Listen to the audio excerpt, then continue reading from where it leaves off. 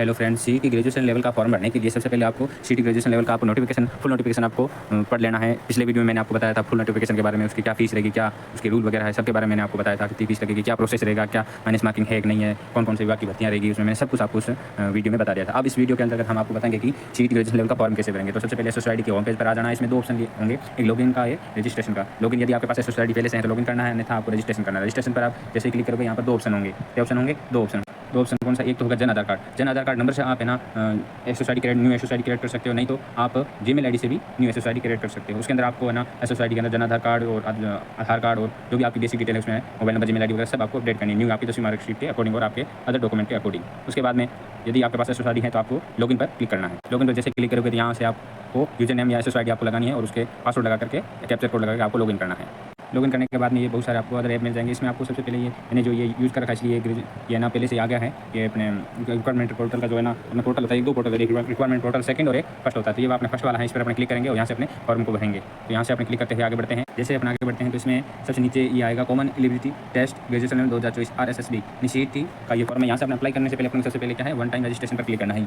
चाहे आपके यहाँ वन टाइम रजिस्ट्रेशन किया हो फिर भी आपको यहाँ पर क्लिक करना है, क्योंकि यहाँ पर आपको केवाईसी करनी है। ये केवाईसी करनी है जिसमें आपका लाइव फोटो लगेगा और आपका एक हैंड राइटिंग का फॉर्म लगेगा। ठीक है, वो हिंदी और इंग्लिश में होता है, वो आपका लगेगा। और यदि आपका ना OTR नहीं किया हुआ यानी कि 400 या 600 रुपये का आपका पेमेंट नहीं कटा हो तो आपको सबसे पहले इसी पर क्लिक करना है। कहाँ पर करना है? वन टाइम रजिस्ट्रेशन पर। यहाँ जैसे क्लिक करते हो, जैसे वहाँ वन टाइम रजिस्ट्रेशन से क्लिक करते हो इस प्रकार से आपका यहाँ प्रोफाइल खुल जाएगी। वन टाइम लिखा होगा URA राजस्थान रजिस्ट्रेशन। यदि आपको राजस्थान के हो तो यस करना है, अन्यथा आपको नो करना है। यहाँ पर आपको जिस राजस्थान में यस करते हो यहाँ पर जन आधार कार्ड नंबर लगाना है और वहाँ से आप जन आधार कार्ड में आपकी डिटेल सही होनी चाहिए। यदि जन आधार कार्ड के अंदर आप डिटेल सही नहीं है तो आपको यहाँ पर नो करके वहाँ पर आधार कार्ड या एसओसाइटी से प्रोफाइल अपडेट करके आप जो भी डिटेल है वो सही होनी चाहिए। आपको सबसे पहले जन आधार कार्ड और एसओसाइटी की प्रोफाइल में आपकी जो भी डिटेल है वो 10वीं की मार्कशीट के अकॉर्डिंग सही कर देनी है। फिर भी नहीं है तो आपके जन आधार कार्ड में या सही होनी चाहिए या फिर आधार कार्ड में सही होनी चाहिए या फिर आपके एसओसाइटी प्रोफाइल में सही होनी चाहिए। यहाँ पर सही जो इन्फॉर्मेशन है वो आपको सही दिखे तभी आपको OTR करना था, OTR नहीं करना है। और यहाँ पर मेरा OTR कर रखा है, मैंने सबसे पहले मैंने OTR कर रखा है, इसलिए मेरे सब रसीद का सब जनरेट होकर नहीं कर रखा होता। यहाँ पर मैं ना क्लिक करता है OTR, फिर वहाँ पर आपको यदि रिजर्व कैटेगरी में हो तो आपको 400 पेमेंट करना, यानी कि SC ST OBC में आप नॉन क्रिमिनल हो तो आपको ना 400 रुपये का पेमेंट करना है, अन्यथा जो जनरल है और OBC क्रिमिनल वाले हैं उनको 600 रुपये का पेमेंट करके OTR करना होता है। उसके बाद यहाँ पर उनकी रिसिप्ट जनरेट हो जाती है, व्यू रिसिप्ट, यहाँ से व्यू रिसिप्ट यहाँ जनरेट हो जाती है और वहाँ से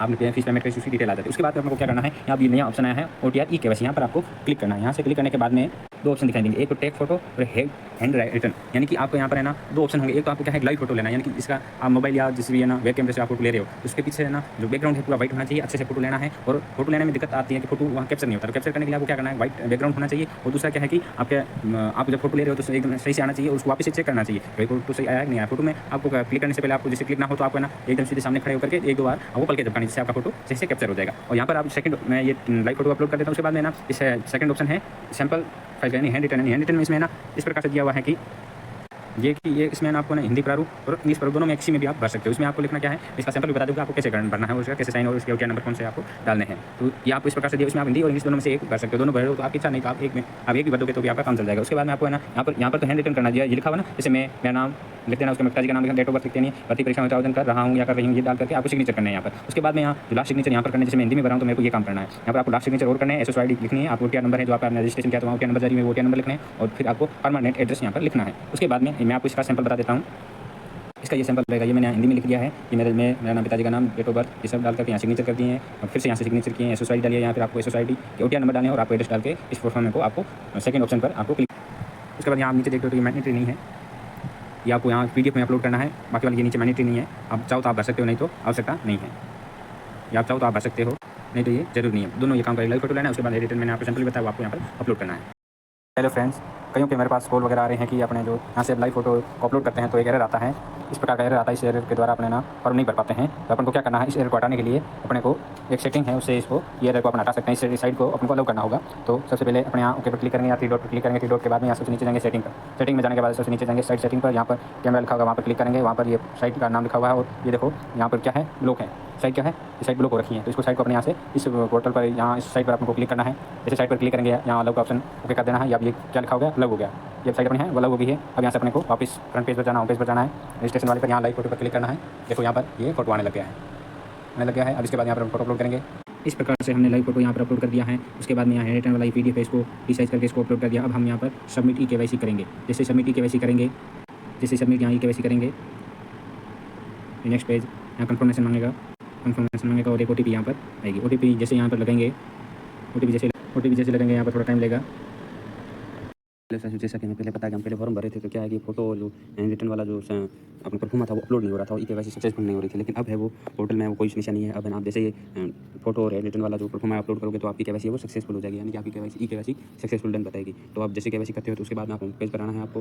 होम पेज पर आकर के आपको सीईटी ऑप्शन, ये CET eligibility test graduation level, इसको आपको क्लिक करना है। इसको जैसे ही आप क्लिक करोगे, ये रहा। तो आप जैसे नीचे अप्लाई नाउ पर क्लिक करोगे तो आगे नेक्स्ट पेज ओपन हो जाएगा, common eligibility test graduation level, इस पर आपको क्लिक करना है।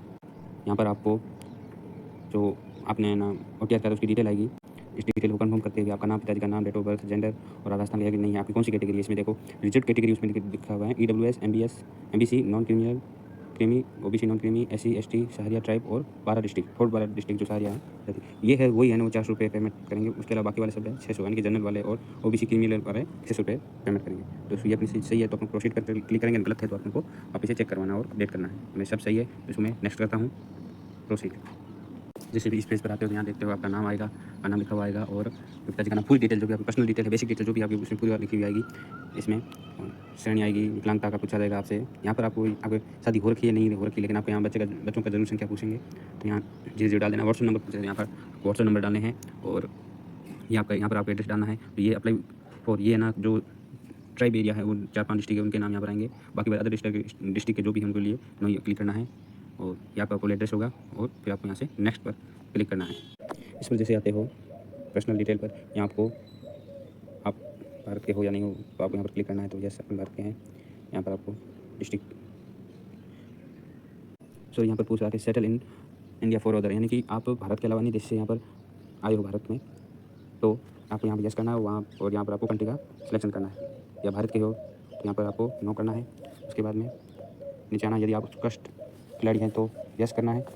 नेशनल, कम से कम नेशनल का होना चाहिए और इंटरनेशनल। दूसरा यहाँ है एक्स सर्विसमैन के लिए भी ऑप्शन है, यदि है तो यस, नहीं तो नो। उसके बाद में राजस्थान के यदि स्थायी कर्मचारी हैं पहले तो उस डिटेल एंट्री करनी है, नहीं है तो आपको नो करनी है। यहाँ पर आपको एनी एडिशनल एज रिलेशन है, आपको एज में जो है छूट दी जाएगी उसके लिए यहाँ कैटेगरी दे रखी है। तो आपको एज छूट नहीं चाहिए तो आपको यहाँ नोट एप्लीकेबल लिखना है। आगे पूरी है तो फिर आपको यहाँ से नेक्स्ट बटन पर क्लिक। इस पेज पर आपको सेकेंडरी, सीनियर सेकेंडरी और ग्रेजुएशन की डिटेल आपको भरनी है। इसमें आप 10वीं और 12वीं की मैंने मार्कशीट वेरीफाई करके मेरी डिटेल सारी आ गई 10वीं 12वीं की। अब आपको यहाँ पर ग्रेजुएशन की डिटेल डालनी है। ग्रेजुएशन में आप यदि आपका कौन सा ग्रुप है वो आपको यहाँ डालना है। जैसे आर्ट्स है, साइंस है वो आपको डालना है, कॉमर्स है। उसके बाद में आपकी कौन सी यूनिवर्सिटी है, या आपका यूनिवर्सिटी का ऑप्शन आ जाएगा। उसके बाद में आपके रोल नंबर होंगे, उसके बाद में आपका रिजल्ट क्या रहा है और आपने किस वर्ष उत्तीर्ण किया और आपके परसेंटेज। और यदि आप इसमें ग्रेजुएशन लेवल में आप यदि अपेयरिंग में भी हो तो आप इसमें फॉर्म अप्लाई कर सकते हो। 3rd नंबर पॉइंट, आप यदि अपेयरिंग में भी हो तो इसमें फॉर्म अप्लाई कर सकते हो। उसके अलावा ये तो तीनों पॉइंट है, 1, 2, 3, ये तीनों मैंडेटरी है, बाकी वाले आपके ऑप्शन में आप बनना चाहते कर सकते हो, नहीं तो जरूरी नहीं है। ये आपको डिटेल करनी है आपके ग्रेजुएशन की मार्कशीट के अकॉर्डिंग। यदि फाइनल ईयर का रिजल्ट आ गया तो नहीं तो अन्यथा आप अपेयरिंग में है तो भी आप इसमें फॉर्म अप्लाई कर सकते हो। यहाँ मैं डिटेल चल अपलोड करके नेक्स्ट बटन पर क्लिक करूँगा। ग्रेजुएशन मैंने डिटेल डाल दी, यहाँ पर नेक्स्ट बटन पर मैं क्लिक करूँगा। यहाँ पर आपको फोटो और सिग्नेचर अपलोड करना है। फोटो आपका कम से कम 1 माह से पुराना, कम से कम 1 माह का चल सकता है। 1 से ज़्यादा महीने का पुराना फोटो होगा तो यहाँ पर आप अपलोड ना करें तो ये अच्छा है। उसके बाद आपको यहाँ पर सिग्नेचर अपलोड करना है और यदि आपका बॉडी मार्क है तो आपको बॉडी मार्क लिखना है, नहीं तो यहाँ पर नो क्लिक करना है। फिर जैसे डिटेल फिल करता हूँ, फोटो और सिग्नेचर अपलोड करने के बाद में आपको फाइनल इस पेज पर आ जाना है। इस पेज में आपको पूरे फॉर्म को देख लेना है। कोई भी आपकी फॉर्म में मिस्टेक है, यदि आपके नाम वगैरह आपको गलत लग रहा है तो आप वापस इसमें अपडेट कर सकते हो। यहाँ पर आप अपडेट का ऑप्शन अपडेट कर सकते हो, अन्यथा आपको इस चेकबॉक्स पर क्लिक करना है और फाइनल सबमिट करना है। यहाँ पर आपका जो आपने लास्ट में फोटो अपलोड किया था वो तो फॉर्म में आएगा, और जो लाइव फोटो है वो यहाँ पर ई-केवाईसी के बाद यहाँ पर आपको दिखाई देगा और हैंड रिटन वाला भी दिखाई देगा। और इसके अब यहाँ पर मैं चेकबॉक्स पर क्लिक और फाइनल सबमिट करता हूँ। फाइनल सबमिट के लिए मेरे को यहाँ पर एक OTP आएगी। मैं OTP जैसे क्लिक करूँगा तो मेरे मोबाइल में OTP आएगी और OTP लगाते ही फॉर्म में पूरा ही भर जाएगा और फाइनल प्रिंट आ जाएगा। इसमें ये है कि आपने एक बार सीटी का जो अपने OTR का पेमेंट कर दिया है 400-600 रुपये, तो आपको किसी भी भर्ती के लिए आपको ऑनलाइन पेमेंट नहीं करना है। सीधा यहाँ पर आपको पूरा फॉर्म भरना है और यहाँ पर फाइनल सबमिट करना और OTP द्वारा आपका फॉर्म भर जाएगा। Please my video like and subscribe. Thank you for watch my video.